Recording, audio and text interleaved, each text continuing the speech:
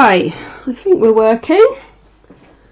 Yeah, looks like it. Right, this afternoon I planned, excuse me, just cooked myself a little bit in the garden, cool down the set, to draw a rather lovely Appaloosa eye. Picked this particular drawing. Where's my picture? There's my photo of it. It's really nice in the sense that it's got lots of reflection and tone, and also the eyelashes coming over the eye are a really nice touch and a good little technique to show you as well. And in the actual photo itself, this is just a photocopy of it, there's some really gorgeous amber colours in the iris as well, so that'll be really nice to do. Okay, so I'm going to be working with Polychromos mainly. I think they've some Derwent Lightfast, mainly Polychromos on white pastel mat. And to start with, I've just put down a really light, really rough pencil line, just to give me a little starting point. And the first thing I want to do is to go back in and establish the shape of the eye. So this is really important that this part is correct and looks realistic. If your eye is a bit oblong or a bit too round, even if the rest of the colours and things you add on are perfect, it's just going to I can't speak now. Definitely cooked myself in the sun. It's going to look a little bit off. So I've got a very loose line there, and then keep checking back with the reference, and I'm just going to go in and just really, with a very sharp black pencil, I'm going to outline the eye. This is quite unusual. There's a couple of little kinks in the lower lid, little anomalies that make it real.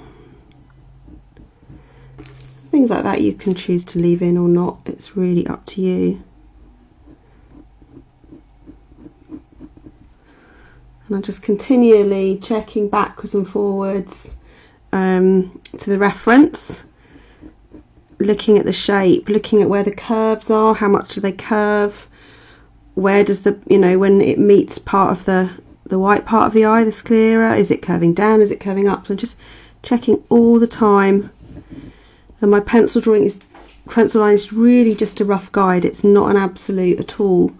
And also because I'm really pressing lightly, if I get this wrong and I think I need a bit of a change, it doesn't matter. The paper has a lot of tooth, so I can just go back over and alter that.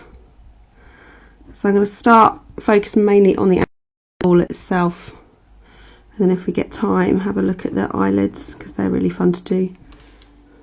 And just also to get the shape of the actual iris. So this is an Appaloosa, so you've got white. You can see the whites of the eyes naturally. It's one of the characteristics that goes with the spots. And one of the things that tells you your horse is an appy. I have two, or I had two. So I'm quite clued up on their little characteristics. Back there. I think eyes are great fun to do, and if you just want a little project to get you familiar with pencil, then eyes are brilliant. They're not overwhelming, quite small. This is just like 5 by 5 inches, but it's enough to really get stuck in some of the pencil techniques. Feel confident.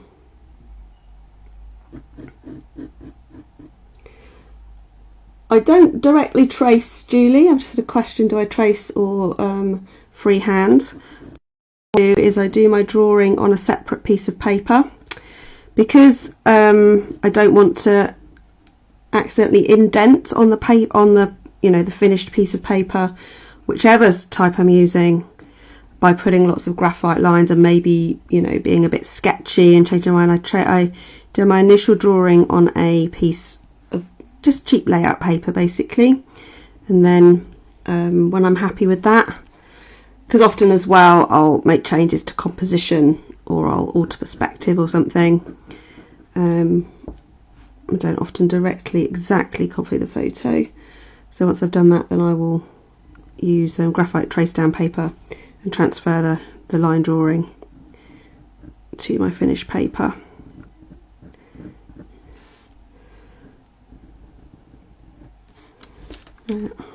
Just really, and this is where I'm just really observing as well the different shapes. That's not so much a line along here, this top part, because where the eyelashes come out, but I just want to have a really light guide there. That's where it actually is. And the actual eyeball itself, it's really, really light. It's where the reflection comes around, so I'm not going to draw that in too firmly.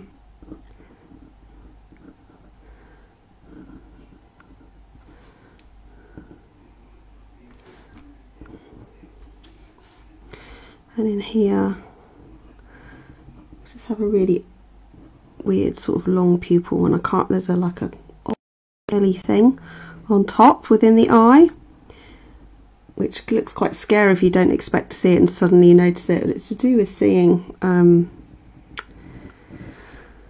things at a distance, I believe. I have to think of the name of it. Some really long, weird name.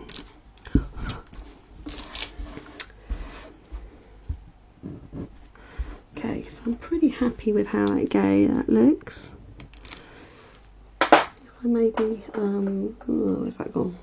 And if I need to change anything, if I do want to do any erasing, then these are really useful.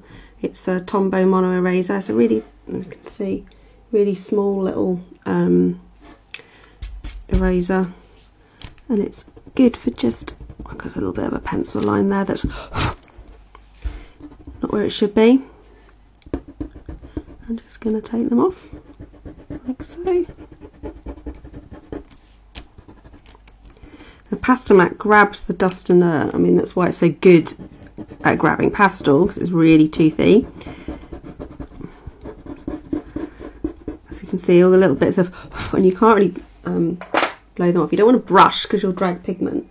So something I like to do is to, this is Scotch Magic tape, and you can just tap it down and it just picks up all the little bits and pieces. You can see there it's grabbed the dust, and I'll just continually, as I see bits landing, usually a couple Labrador hairs appear as well, I'll just grab them. So I don't wait to the end and then try and clean my paper. I just keep doing it as I go. I find that's a much easier way of working. Okay, so I'm going to work on the actual eyeball itself. So to begin with, I'm just going to put a base layer. Now the base colour of this eye, or the lightest colour that will harmonise everything, is going to be a brown ochre. Where's my pencil sharpener? Find it.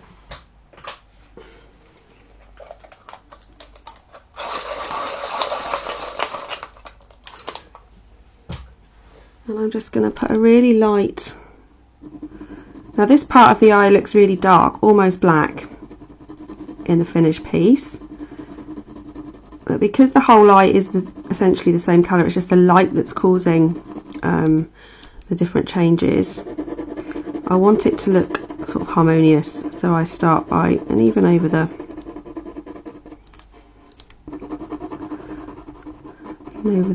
pigment in the middle and at the top. I'm just going to leave the top area because there's some interesting highlights. I'm just going to, I think because the highlights are blue and grey, sort of a real cool colours, versus the warm colours of the eye, I don't want to mix those two together.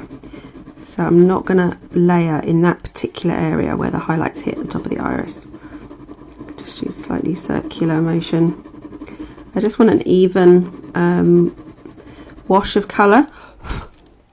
See, those little bits of pigment jump on there quite easily.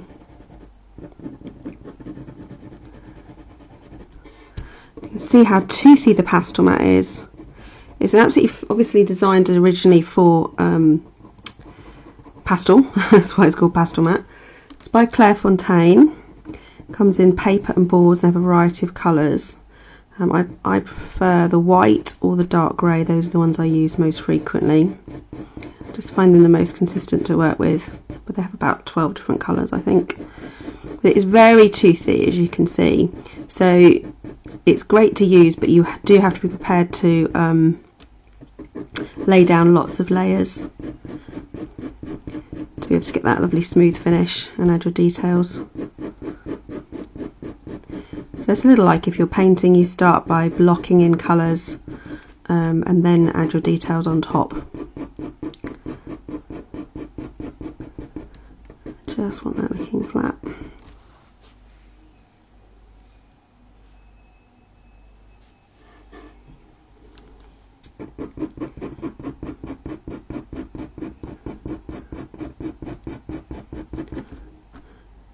So please feel free to ask questions if you have any.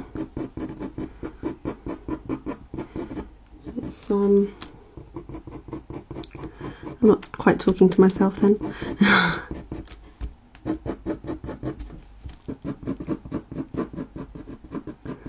So I just want an even colour.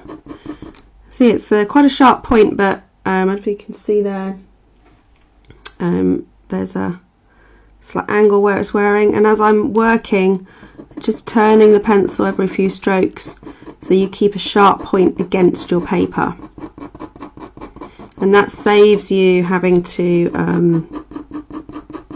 put most of your pencil in the pencil sharpener to keep them pointed. So I'm going to look next at the highlighted area, and what I'm going to do is get a cold grey one. Just have a look. Oops, where's my... There we go.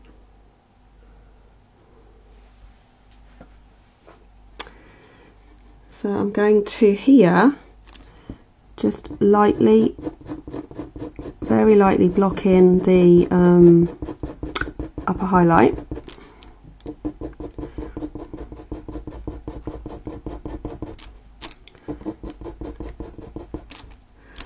And also just start to draw some of the eyelashes through. Now this is obviously isn't really showing, but it's just setting a base. I say there's lots and lots of layers in this particular way of working. What's that? And then I want to, I'm looking at the sclera here, the whites of the eyes, and I just want to put in a really pale pink. There's a warm grey, hang on a minute. So on the right hand side I'm going to start with just a warm grey one.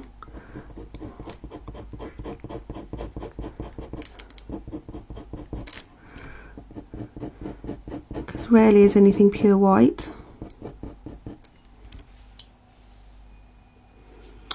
And then on the other side I'm going to add in a little bit. This is Polychromos Cinnamon. It's a really nice pink actually. It's not too sugary. Again, see how I'm keeping the sharp point of the paper, the pencil against the paper.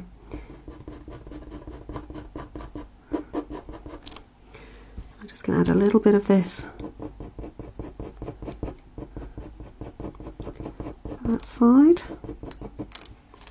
and then just darken it in the corner where that's just a little bit. So the pencil pressure at the moment is really light. I'm not putting hardly any pressure at all on, just letting the weight of the pencil apply the pigment. I think one of the common errors that people make when they're first starting is to really try and push that pigment in too soon, and then you end up almost indenting and flattening the tooth and you can't add anymore. And the beauty of this particular paper is that you can mini layers and it can give you some amazing results because you can layer so effectively. Whereas some of the smoother papers you're far more limited, and it does depend on your own personal style. Some people suit, you know, they'll only work with 2 or 3 layers and that works beautifully for them. I just like layering and layering. It's how what seems to want to do. Again, where did I see it? So a little speck of, sorry, in the background.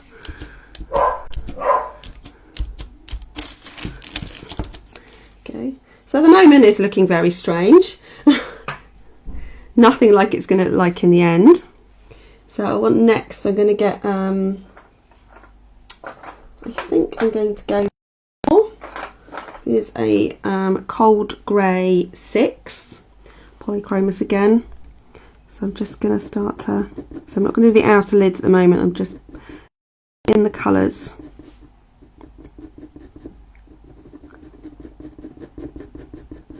Giving me a base for everything else. And here as well I can start to block in a little bit. And you also, a skill to really get your head around as well is to really graduate your pressure so that you can fade it out. You don't need to add artificial blenders, that it just really like naturally flows from one colour to the next.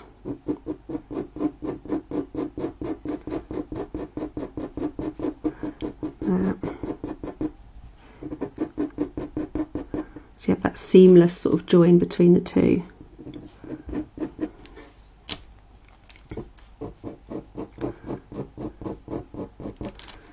Rather than it looking, I think it's quite easy to get to have the idea that it's like, okay, one colour goes in one area, another colour goes in another area, like a colour by numbers, colouring in book type thing. But it's very far from that. You're just layering and blending the whole time to get these effects.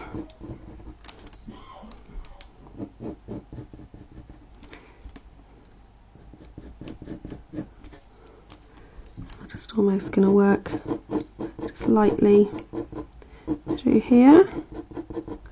This is where the eyelashes are all going to come out of, so I'm not almost allowing a little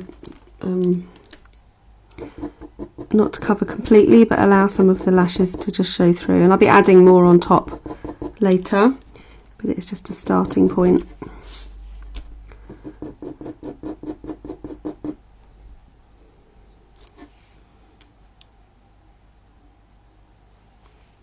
Oh, I'm glad everyone's enjoying it. That's really good.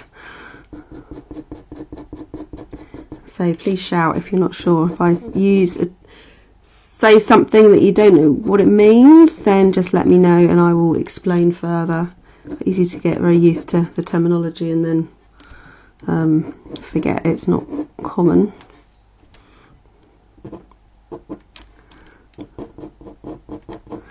I haven't done a lot of planning for this one, so this is really going to be, you see me going, okay, what am I doing next? Which is probably going to be a lot more useful than having it perfectly polished, because then it can feel like if you don't automatically have that amount of knowledge, then I feel like you're doing something wrong. But it's really just getting on with it and giving it a go.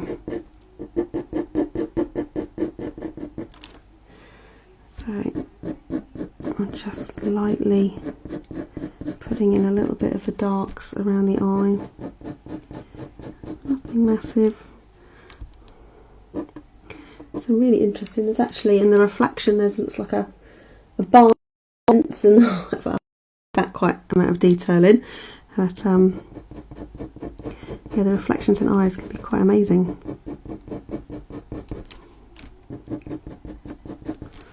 Okay.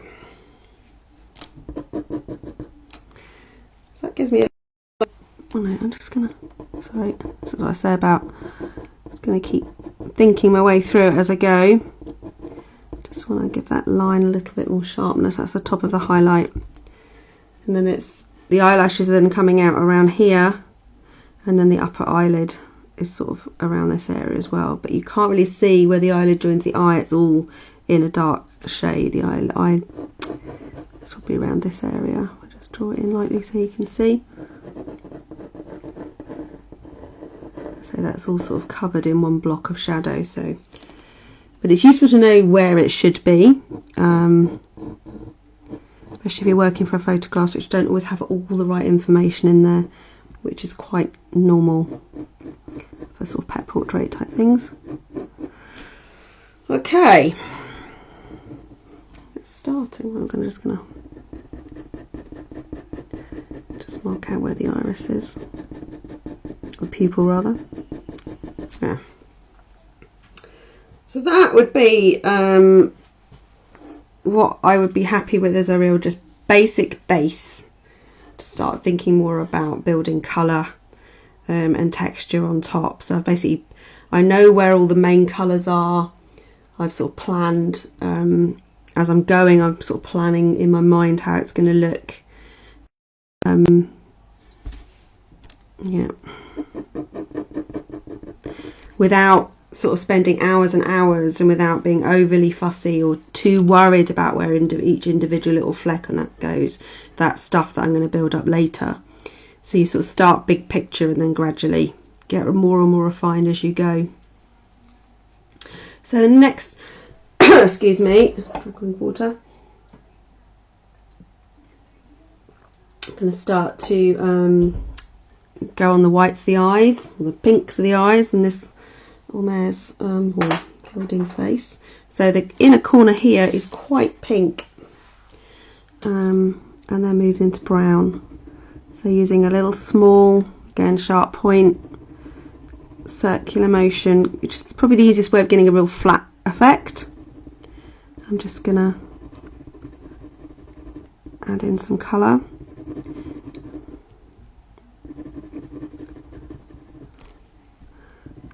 There you go. There really isn't much. I'm just putting a tiny bit back in up here. There isn't much at that side. It's more white that side. Then burnt sienna. This is already brown because it goes quite dark in this corner. And again, graduate that pencil pressure. You want to really avoid harsh lines unless you really want them. Like the edge of the eye is going to be a real defined line.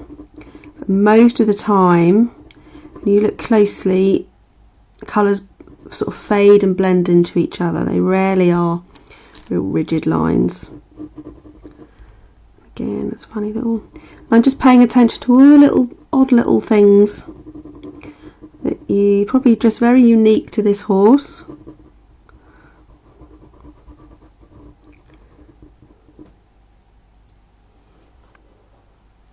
Is it easier to do eyes as this close-up study or when in a portrait? It really depends actually. I love doing them like this. I love being able to put so much focus on the eye. And as far as with a portrait, it depends on your reference really, as far as what you're doing. I like to be able, if I can't see the eyes in a portrait, I feel it sort of lacks something.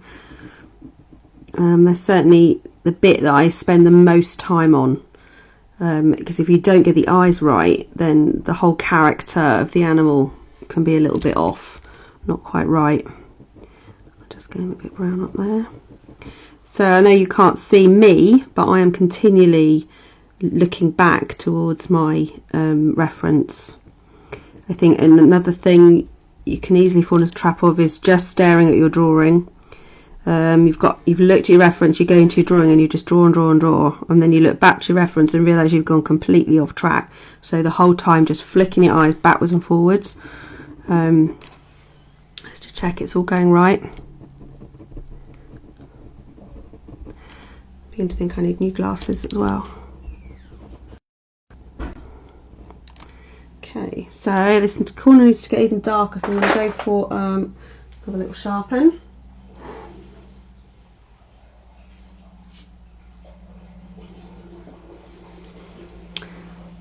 Take it really dark in there, walnut brown. You can see how the colour's graduating out to the pink. A little bit up in the corner.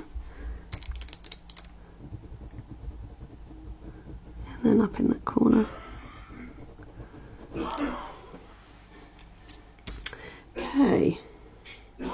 And almost the right side, there's a little bit of yellowiness So this is the brown ochre, just popping a little bit of yellowy there. And it's amazing what you really start to draw and observe, because you initially just think, oh, whites are the eyes, white, aren't they? And then when you actually look, there's so much colour in there, so many different tones. Then I want to go over the top with, I think I'm going to use the warm grey 1 on this side again. You see how the layering it is just blending, so you don't need, if you're happy to do lots of blends, you don't need to use artificial blenders. It does just get to a point and it just almost like starts to do itself, but it's just having that confidence to just keep going with it.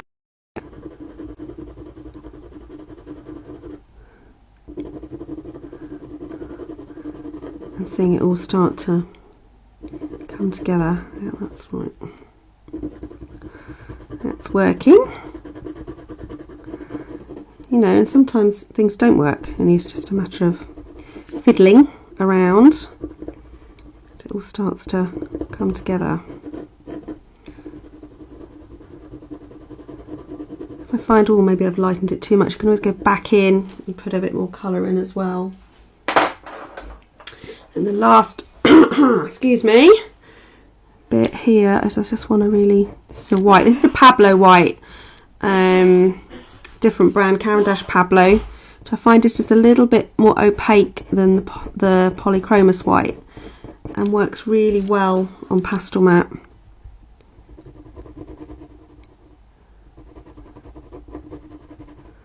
I'm just using it very sparingly,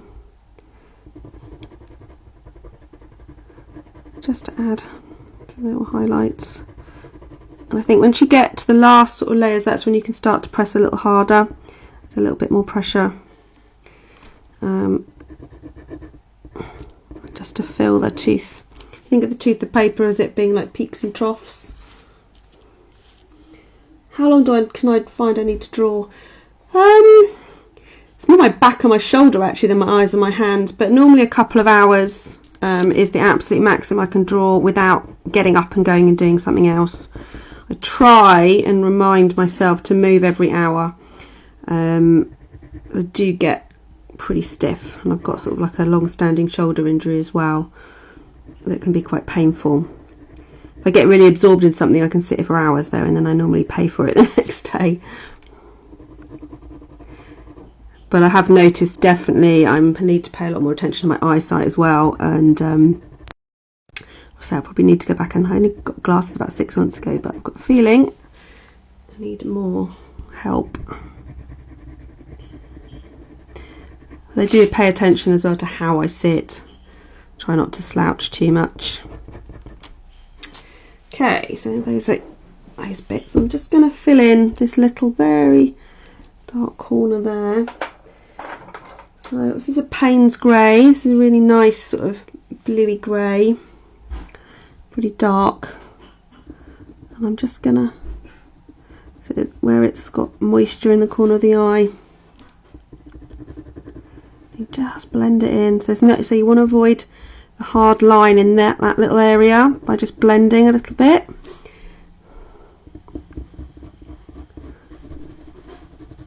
And I will add some black on top to really darken it in certain areas, but I sort of save the black and the white for the finest points. I don't just bundle straight in with them, because once you've added black and white, there's not really anywhere to go.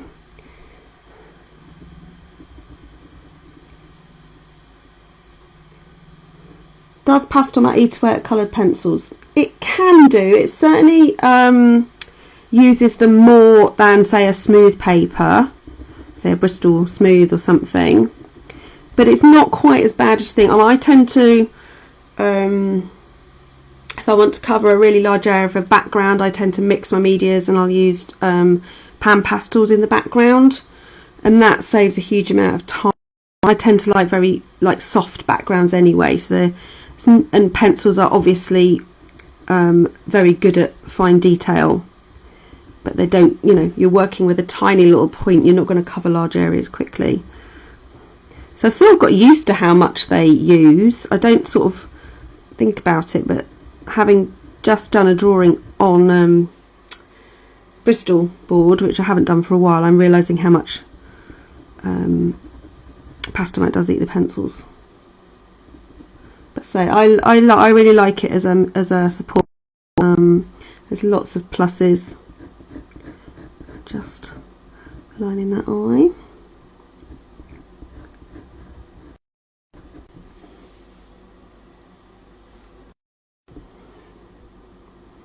Good. And then I'm going to get the, where has it gone? Can't look for seeing. We'll see if we're looking, one of the two. So this is looking at the little highlights in the corner. The little dot there. And one of the bonuses of Pastelmat is that you can, to a certain extent, put your lights over your darks far more than you can with other papers, because obviously coloured pencil is translucent. So you would tend to work light to dark with it in a traditional way, but Pastelmat does allow flexibility, which suits my way of working. No, I won't be using pan pastel on this one, but I've got plans afoot to actually show how I use them in creating a background on another little video session. So keep your eyes peeled for that one. So the next, I now said I want to go to black. So I'm just going to really darken this area.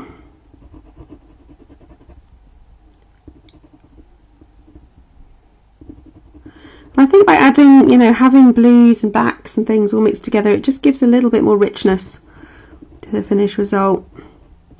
Colours just look a little bit more luxurious than the pure colour, and it's unique. It's your own. It's completely your own creation rather than just out the tube colours, they say.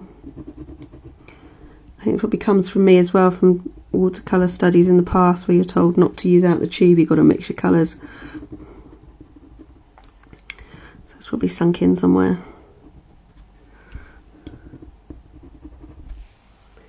And then on white, and I just want the pencil gone again.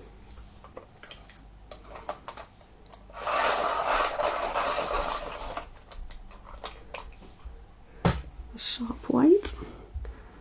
Just going back over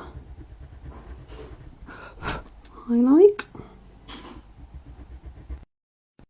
You can see it's actually covering the white pretty well. Just one of the absolute fab things about Pastelmat.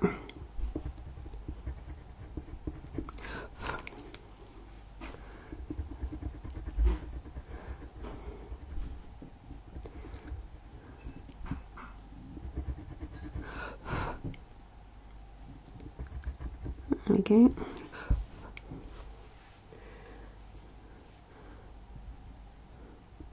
And these little areas, you know, you'll go backwards and forwards and tweak them as I go. Necessarily that's going to be completely finished. The more I look at it, the more things there are lurking in it. Some more shapes I can draw in.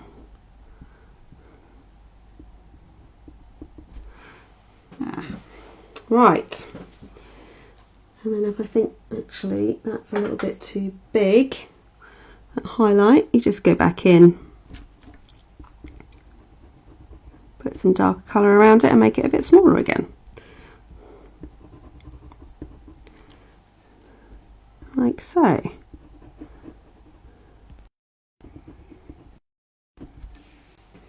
Okay, right. The eye itself. Just gonna have white along there. And it just well, I'm just checking backwards and forwards all the time, and things sort of jump out at me. Different points, and looking at where are the lightest parts of the eye, you know, in the reference, and are they the same in my drawing? Have I managed to capture what I want to capture? And of course you don't need to slavishly copy your drawing. I never really tend for photorealism. I don't tend to sit it next to the photo and not be able to spot the difference. I want to sort of put something on myself in there. Copying the photo certainly helps your accuracy to start with. Phew, I think that's working. Okay. Right, so with the eye, I'm going to look at this area now. Leave the highlight for the moment. Got some really nice orangey. Just going to put a little layer of this champagne Derwent Lightfast across the bottom, because they're sort of almost got some amber in there, with the light sort of reflecting through. And it's only tiny little specks, but by putting it as a base layer, you can then draw around it and work in reverse almost, and then add a few bits on top, and it will look much more intense, I suppose is the right word.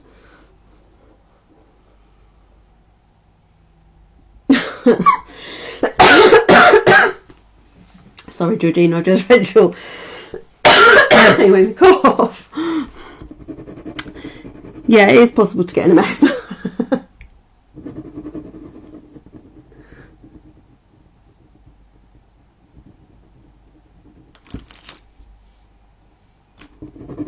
But also there's, you know, there are ways of doing it so you don't get in a mess, and I will definitely do. I'll do something next week. I did a workshop with pan pastels actually, and really well. Everyone had great fun with them. They're a fab medium. I love working with pencils. I like the precision of drawing, but I certainly, you know, some people can produce amazing work. For me, they tend to use them as a support for my pencil work, which doesn't really credit them with as much as I should really. Just looking at this, and I'm just noticing bits of blue around the very edge of the eye. I'm going to have a little play with that at this stage. This is almost just light reflecting, but again I'm putting more in than there's actually needed, because I'll then layer over the top. It's just a really small amount, but I can definitely see it. And you do find that, you know, the harder I'm staring at this eye, the more colours I'm seeing, and what you think was a brown eye with a few flecks in it, there's just a myriad of colours. That's what's really nice about doing a focus on something small as well. And you know, doing studies like this I really recommend, because it's only small, and if you really do mess it up, it's not the end of the world. You haven't wasted a great sheet of paper, but it can be enough just to get you going and build your confidence.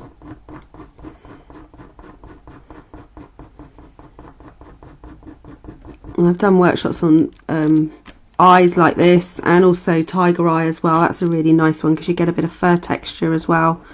Aside on this, I'm just putting a little bit more blue in the sky highlight. It's quite an amazing highlight actually, this one. Just so it all blends in. It's already starting to look a bit more eye-like.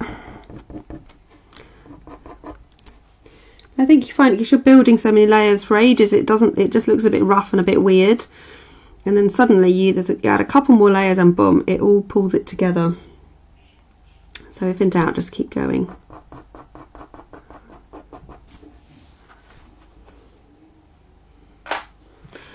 What was I doing?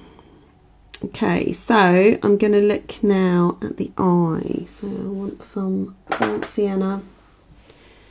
Just going to start to, like the outer ring here, like it's all flecked and striated almost. So I'm not doing a complete flat colour, I'm just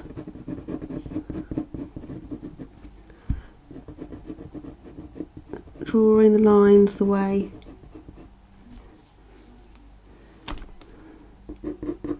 There we go, and pushing it into the darker area where it's shadowed. Again, that'll really help build a lovely rich, oops, that's what you don't want to do, lovely rich brown.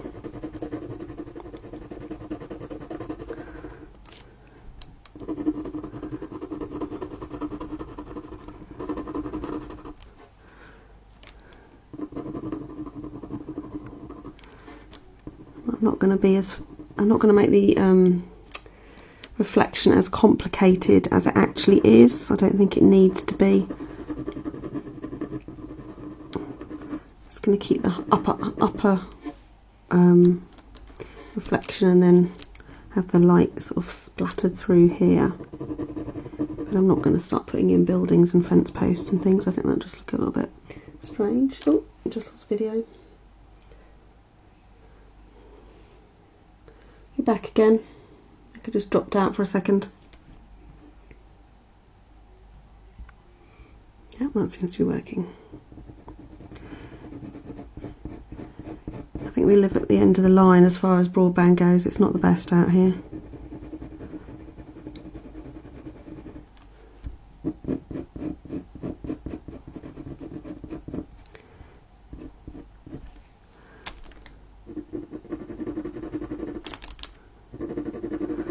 Just building it slowly. So all the colour is going to be concentrated down this area.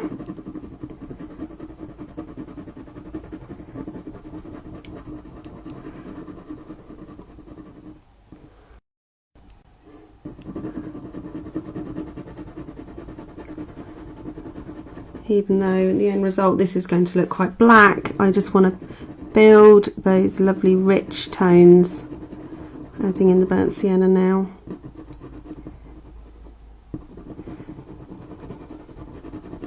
Again, I'm not going to be too fussy with those highlights, they can just do their thing.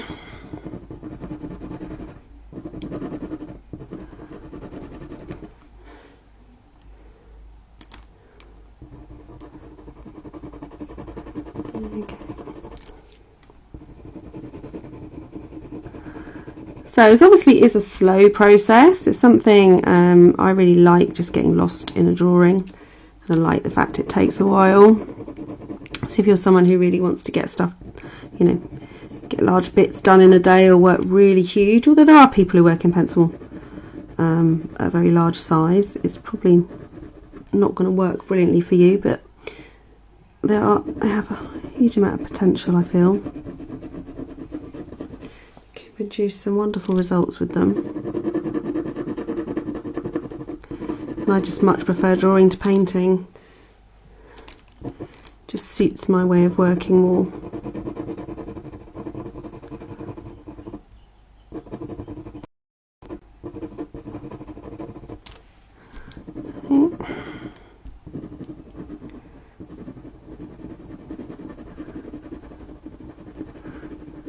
Made that a little richer colour. I'm just going to go back to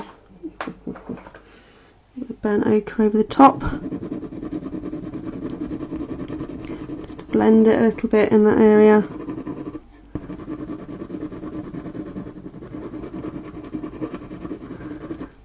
So this is really sort of glazing the colour almost, really very little pencil pressure.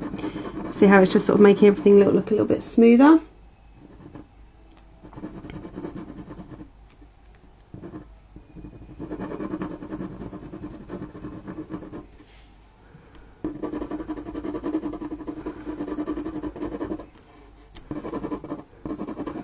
There we go. And please do ask questions if you want to. Don't be shy. To answer them as I go. There. So building quite a nice base there. Just looking good. Starting to look a little bit more eye-like. Not quite there yet, but we're getting there. Right, so then I want to start to put more of the darks in. So walnut brown. Again, it's not as dark as it's going to go, but just go gradually darker, and it just makes it much richer and softer. Blend it out towards the edge where that little bit of blue is. Yeah, it's just showing but not much.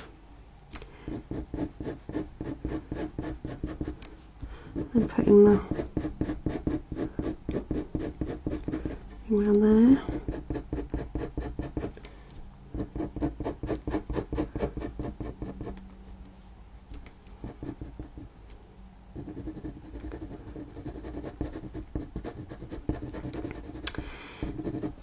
And you'll find as well as you go, although that doesn't look very bright at the moment, by the time I put all the rest of the darks in, that will really bring that forward and make it look a lot more vibrant.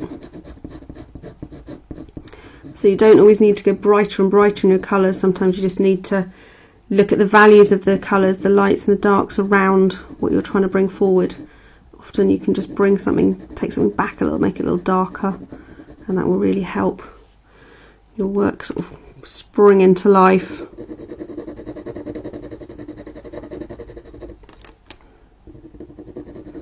Okay, so this is the walnut brown. It's a really, I think walnut brown and burnt sienna get used an awful lot in my work. They're just, especially because I'm drawing animals, obviously. They're a really nice pair of browns, the reddy brown and the darker brown. Again, just keeping it really, really light, building slowly, not being impatient.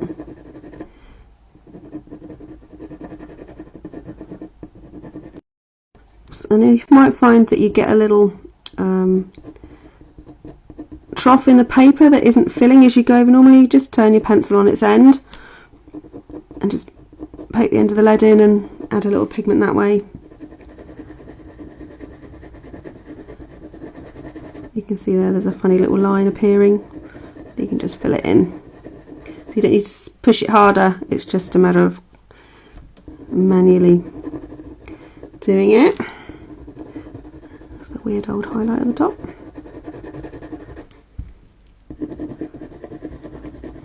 So I'm just looking backwards and forwards for my reference.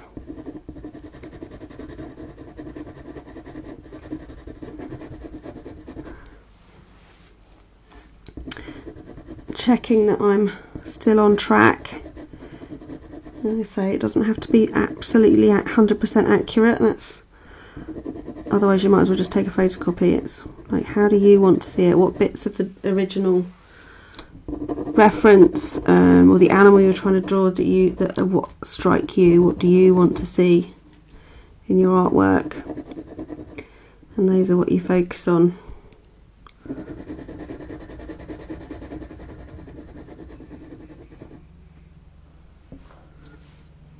What's going on there?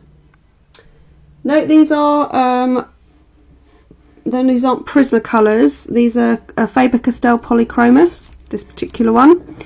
That's the brand I used mainly. I also use Caran, so both the Luminance and the Pablos, and Derwent Lightfast as well. It's quite a new brand, but I really like some of their colours. They've got some really nice range of muted colours that work really well with how I work.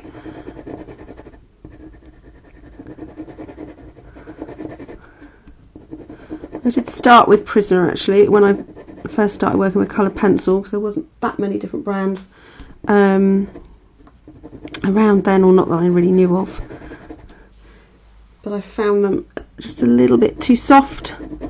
They'd break a bit too easily, and there were some quality issues I think where they were being manufactured, but they have got some really nice colours, I must say. There is the odd one that I will sometimes use again. So I'm just leaving this top part with the eyelashes for now. I just want to get this the iris looking zingy.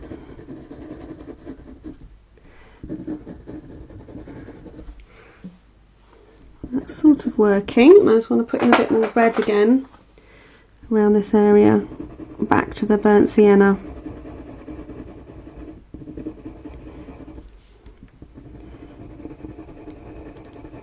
So yeah, it's just soft. Every layer is just making it look a little bit softer. It's or smoother, whichever way you want to describe it. It's not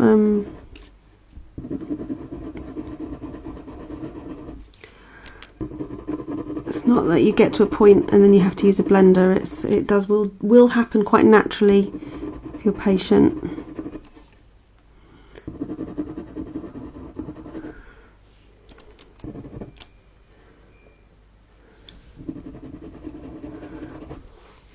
And a little bit of burnt ochre again over the top. See how lights and darks do, or lights can show over darks. You're not stuck, which is what I love about Pastelmat. You have that opportunity to play with your colour, with your values and colours a little bit more.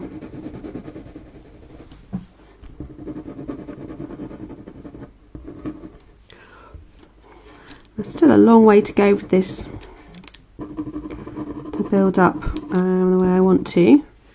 Hopefully it's given you a bit of an idea.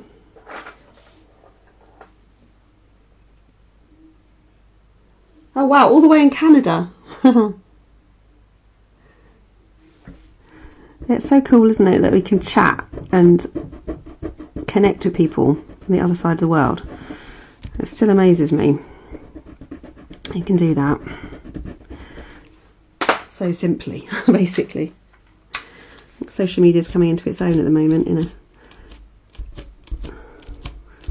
doing as it should, keeping people together. So I'm just dabbing. I've got a little piece of Scotch Magic tape. Pastelmat really grabs pigment, which is why we like it, because it's useful for drawing, but it also grabs dirt and dust and pretty much what it shouldn't.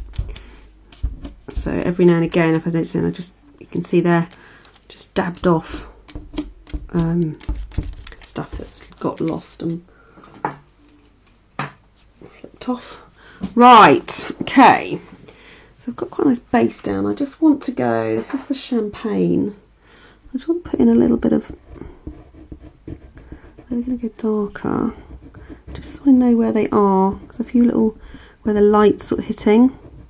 I'm pressing a little bit more firmly when I'm doing this, just so it's, there's a bit of a splodge over there, a few little bits around here. Oh, and Montana as well. Wow, we're very global today. That's really cool.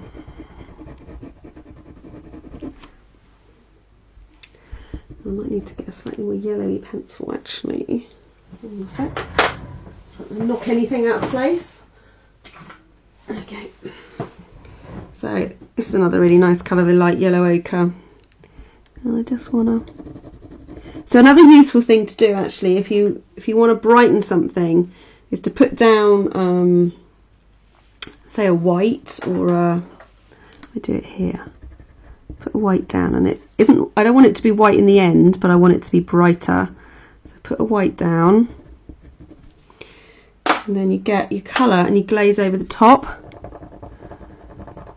and it's no longer white, but you keep the lighter value, but now it's the colour you want. If that makes sense.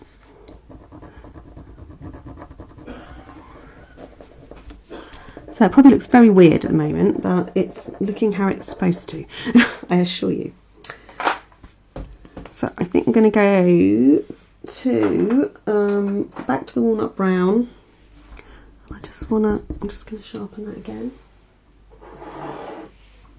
Oh my goodness, we've got Texas and Colombia, I'll get it right. South America. I can draw, I just can't read very well. That is quite amazing.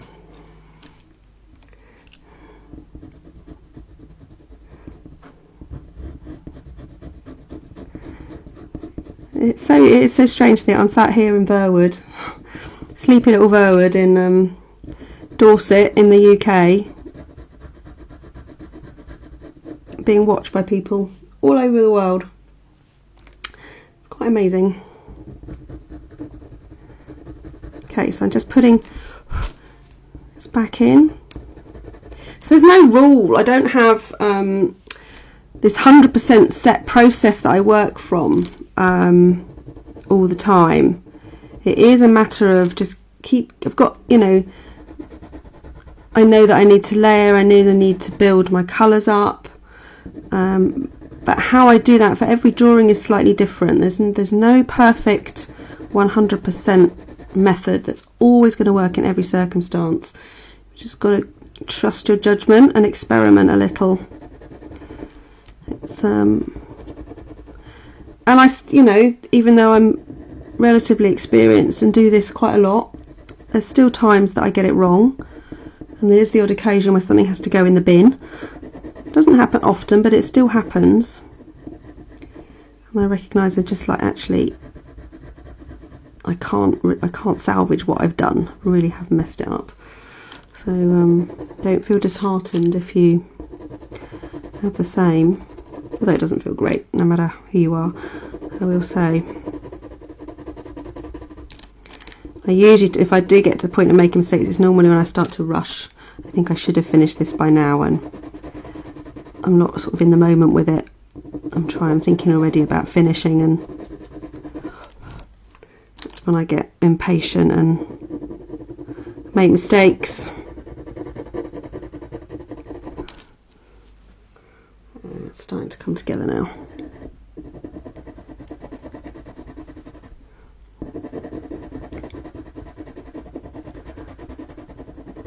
See how the tooth of the paper is filling as well.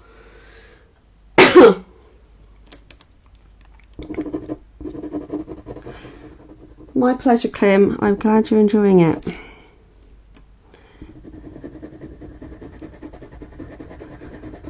Just seemed like the perfect time. You know, I've had this webcam for about 6 months and not actually really got round to doing anything. Well, not at all really. It's sat in the box staring at me.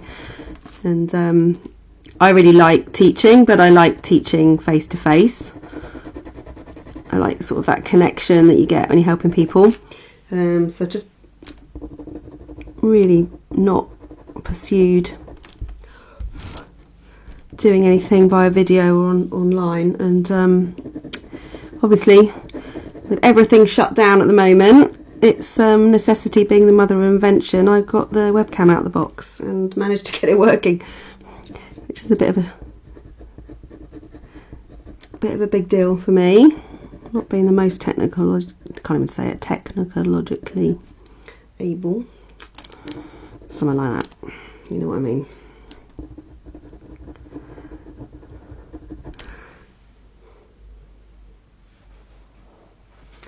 Is there a point when drawings can become muddied? Yes, I think there probably is.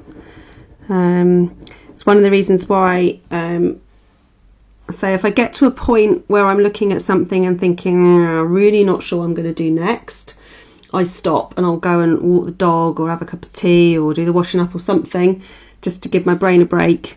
And then I normally come back and it's crystal clear what needs to happen next. But yeah, and I think as well, as far as being muddied, if you go too dark and too heavy too quickly, there's a point where the paper becomes saturated and you can't redeem it. There are things you can do, like there's just a small area, you can just do it a little bit. Just doing something. It's this again, Scotch magic tape. You can just place it on your drawing and just a little bit of that, and it just lifts a bit of the pigment out. Can you see that? And that will just give you a chance to go back in with and do some more layers. But that's a really useful little tip.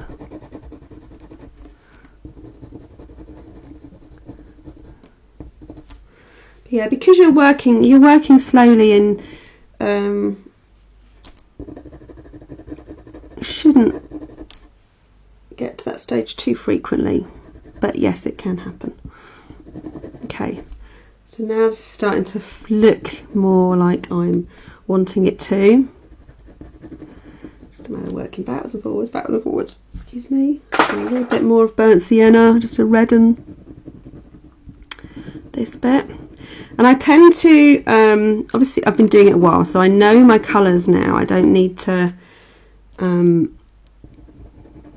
worry too much, but I always select a palette of colours before I start, so I'm not jumping around with too many different colours. So when I've selected what I'm using, to make just like a little, you can see it there, a little sort of cheat sheet, which shows all the colours I think I might likely use for this particular drawing.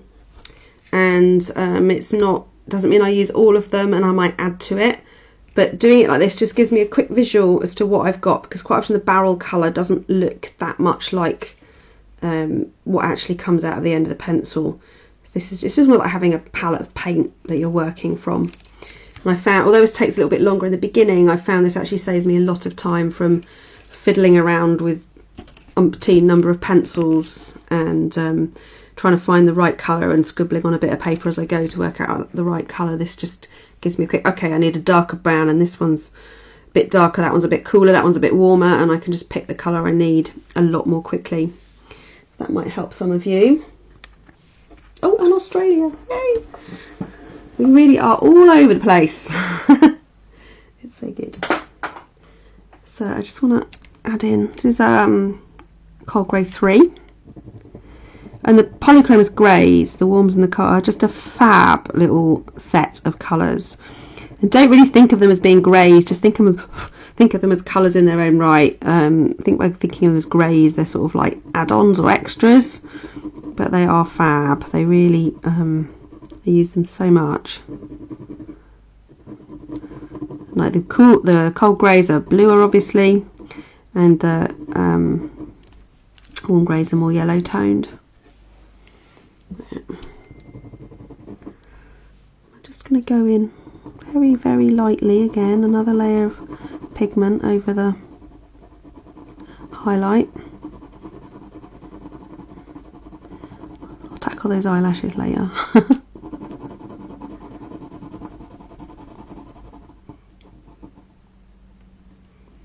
Oh, I'm glad that helped, the colour sheet. Yeah, something I get people doing at the workshops, and they've said they've found it really helpful. So something I've just always done without really thinking about it. But it's these little things that, if it works for me, it might work for you.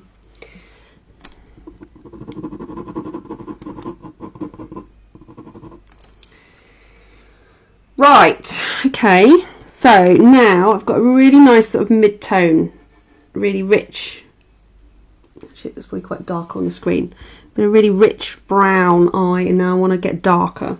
So I'm going to start with dark sepia. This is quite a neutral dark brown, not very warm, and it's certainly not bluey. So I'm just going to think outer edges, up towards, get that line a little crisper as it goes along there.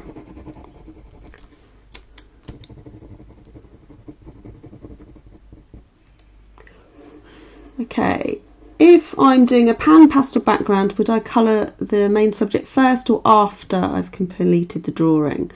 I tend to do my pan pastel backgrounds first.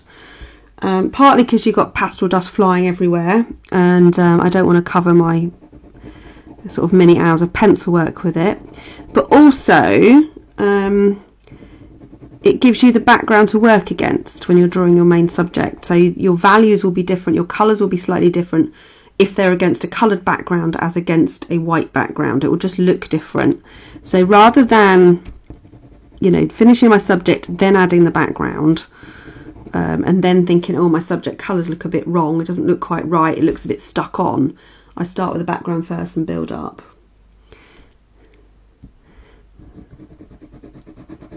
And I have on occasion put a background in afterwards when I've decided the subject needs it, but I've never been quite as happy as when I've done it first.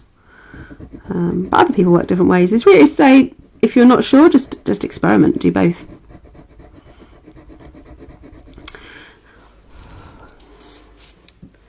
The rule is there are no rules.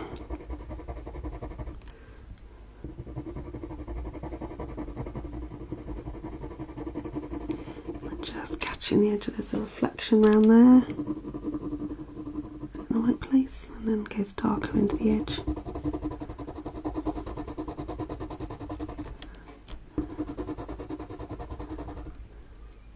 And if you've only caught part of this video and you want to see the rest of it, or see any others I've done or will be doing, they're going to be on my Facebook page now, so they will be there for you to watch at any point. And I do have a YouTube channel, but there's not a huge amount up there at the moment. I'm sort of struggling a bit because they've got a bit of a glitch going on that you can't upload more than 15 minutes unless you verify, but you can't verify at the moment. There's some problem with their systems, so I just stuck with just doing really short little videos on there. But at some point there will be more. That's the pupil, just the top edge along there. Gaze.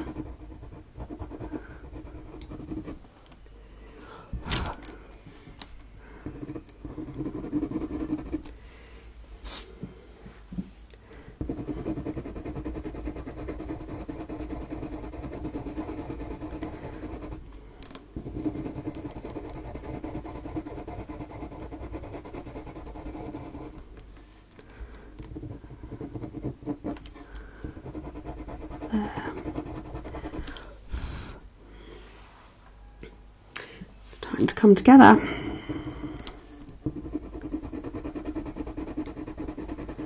I could quite happily draw eyes every day. I really do like doing them from all different animals. I've got quite addicted to tiger eyes too. And actually any of the big cats have got quite amazing eyes. Like I said before, it's just a really nice little projects to get you going, build confidence if you're not sure about pencils, and with, you know, any medium doing it.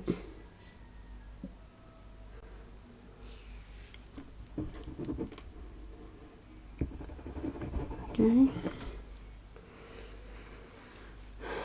so I'm just going to put in a couple of little dark lines through, and that'll just help the lighter areas just look a little bit lighter. See how that works?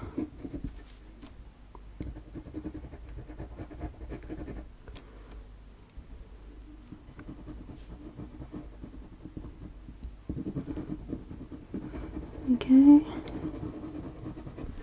I can fiddle around for hours with this sort of thing. So quite often I'll do it and just walk away and leave it for a bit and come back, and the answer will jump out at you if you're not quite sure what's missing. And it's a little funny thing about art, isn't it? It's, you just, something inside you just tells you it's not ready, it's not finished, it's not done. And you can just put almost like a tiny little squiggle line on, and yeah, that's it, I've got the highlight right, or the balance is right, or something. Just smoothing here, there was a bit of a ridge, so visually it was just smoothing it out. Okay, so then I'll take my black. The black is the pupil, goes along here, because horses have horizontal pupils. Some of it is shadowed a little bit, so they can keep an eye on the predators, nobody's sneaking up with them while they're eating. I'm just going to darken the top of the highlight. There's buildings and trees, and then just make it darker out towards the very edge.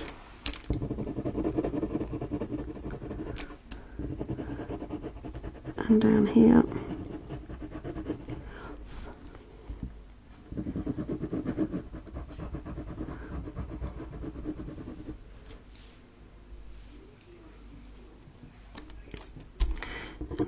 Corner, it's going to be the really dark part here. So now I'm towards the end of the layers of the actual iris and the eye. Now I can start to press a little harder. It's just you want to try and avoid it in the early stages. And also you can see I can't really see any tooth of the paper anymore. most of these points it's got so smooth, which is what you're looking for. As I personally like having a really smooth finish.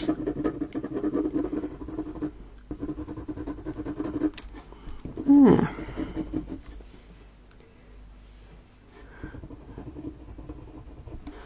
Just going to crisp that up a little bit.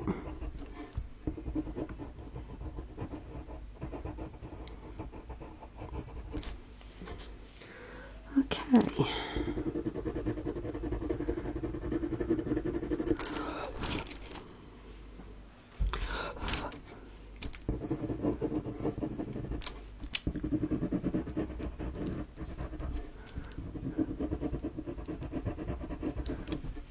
Cool.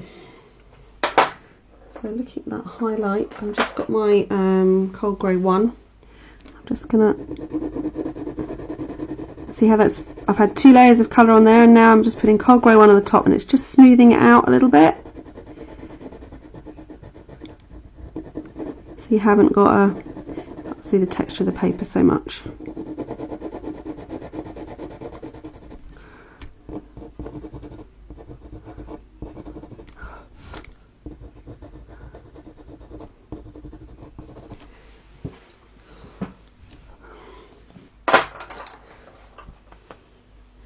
I'm just going to put some white through it.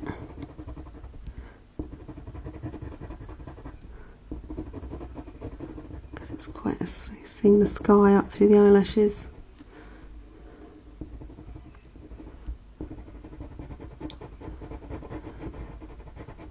This is going to be quite a little bit of tweaking this particular highlight, I think, to get it looking really right, but that's fine.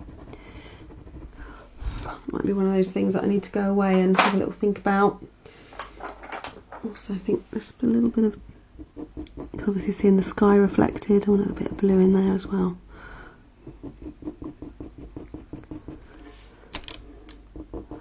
And then you've got the eyelashes over the top. I'll sort of blend it there. The edge.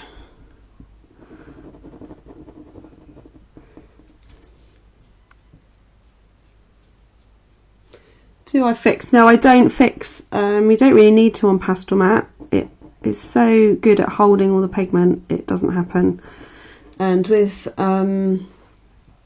these pencils, the Polychromos and the Caran d'Ache pencils, no, you don't get a wax bloom. That tends to be Prismacolor. They get the waxy bloom. It's one of the reasons why I stopped using them. But these are pretty good.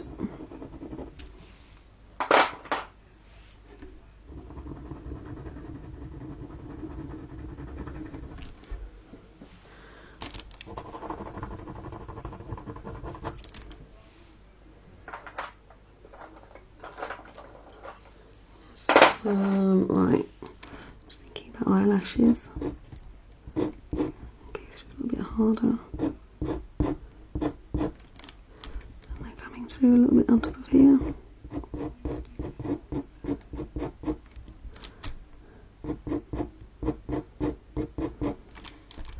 So just, that's the cold grey 3, and I'm just pushing them in quite hard. We'll need to work over them.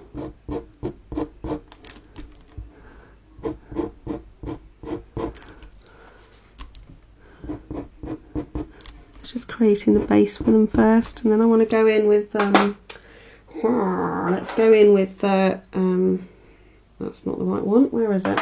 It's hiding from me. That's it. Nope, that's the sepia. Pencils, what are they doing? There we go, with the cold grey 6, darkest of the cold greys. To sharpen, because I need it to be sharp. And then I'm going to pop the darkness, almost like draw in reverse, so draw around behind the, and down to the, so although I'm sort of covering up a little bit of what I've drawn already, it is there, so I can come back to it, and I'll show you what I mean in a minute. And this is partially, this dark area I'm putting in here is partially the actual eyeball and partially the upper eyelid. It's just in shadow so you can't see where it changes.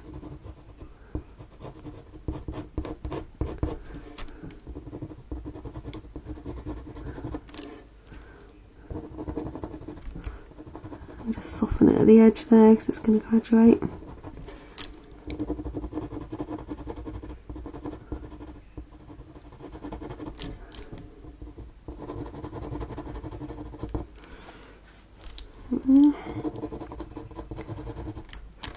And if you need to get, you can use a little technique I'll show you at the end, just to get the eyelashes back if they're really lost. I think we're okay at the moment now. Then I'll get my cold grey 1, just draw them in, and I'll eventually put white on top, but I'm just really creating a base for them.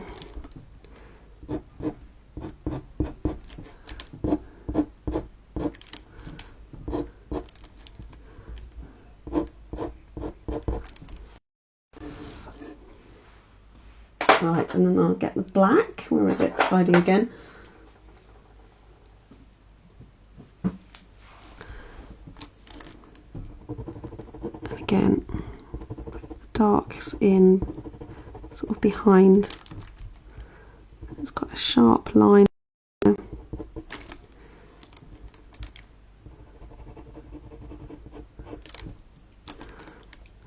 Extends out towards the edge of the eye.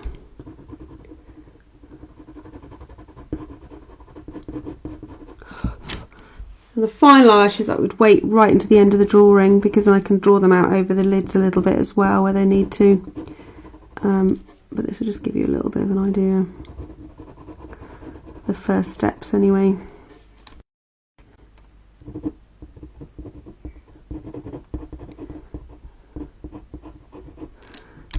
Quite tricky to do, so don't feel disheartened if it doesn't work first time.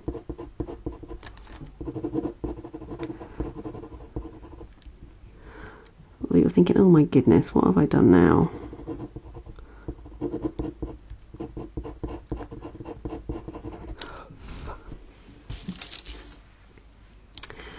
And also looking at the shape of the highlights as well. I'm thinking actually it needs to be curved down more because that goes more with the shape of the eyeball. It's quite easy to get a, you know, you've got a nice round drawing and then your highlight is flat, which goes against that, the round shape. It wouldn't be flat. So you're, as much as I don't try for photorealism, if I'm doing something real, then I want the anatomy and the form to be as accurate as I possibly can make it.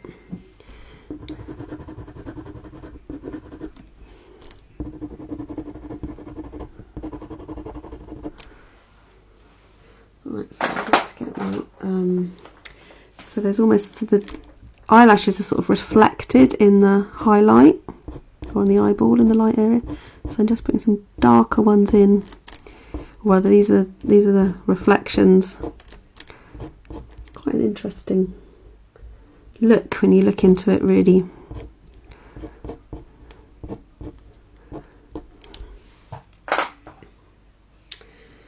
Then I want my white pencil and just to sort of lighten them on top.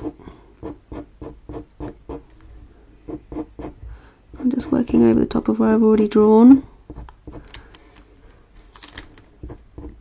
And there's some little short ones up here.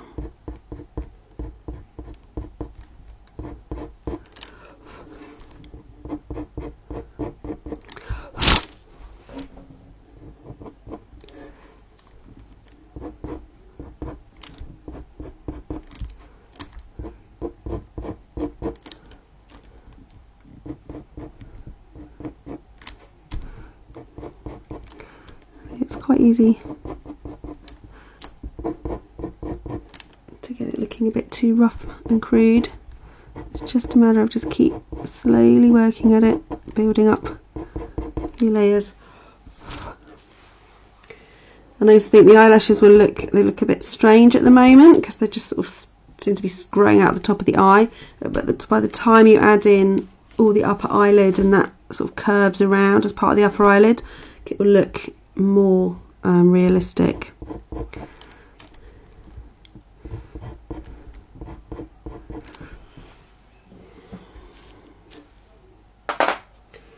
Also,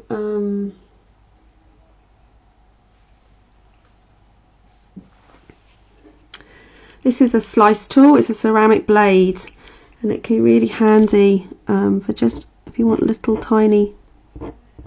tiny hairs, and get them to work. Just to see how that's just coming there. So if you get a little bit heavy and you just want a little bit more, you can probably see it there a little bit better. I've overdone it there slightly. So these eyelashes are something I work on quite a lot because it's quite easy for them not to look right. I'm just going to darken. If they're standing out enough, then rather than keep trying to add more and more white on top, I'm just going to darken the area behind them.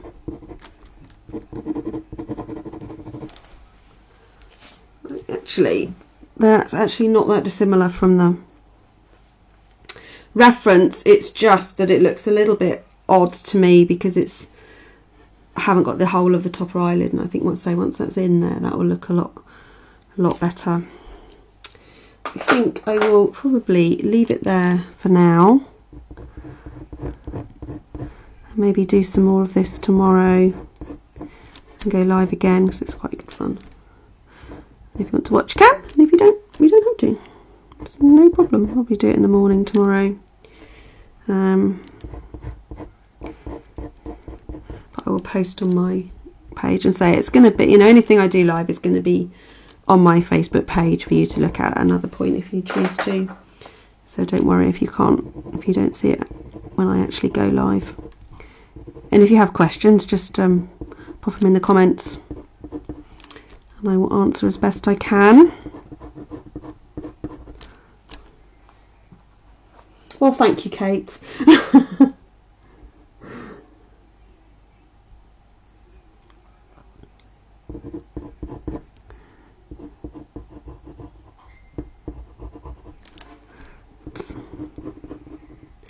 So pay attention to what you're doing as you draw a funky line. Okay, so for now, that's me done, I think. I'm going to have a little think about it and see what jumps out at me and needs to go next. But I've been going an hour and a half, so that's about the right length of time, I think, before I need to take a little break and reevaluate. But great, I hope you've enjoyed it. And so this will be on the Facebook page for you to have a look at. And yeah, I'll be back again tomorrow at some point, but I'll stick that on my page as well. Brilliant, thank you very much. See you later.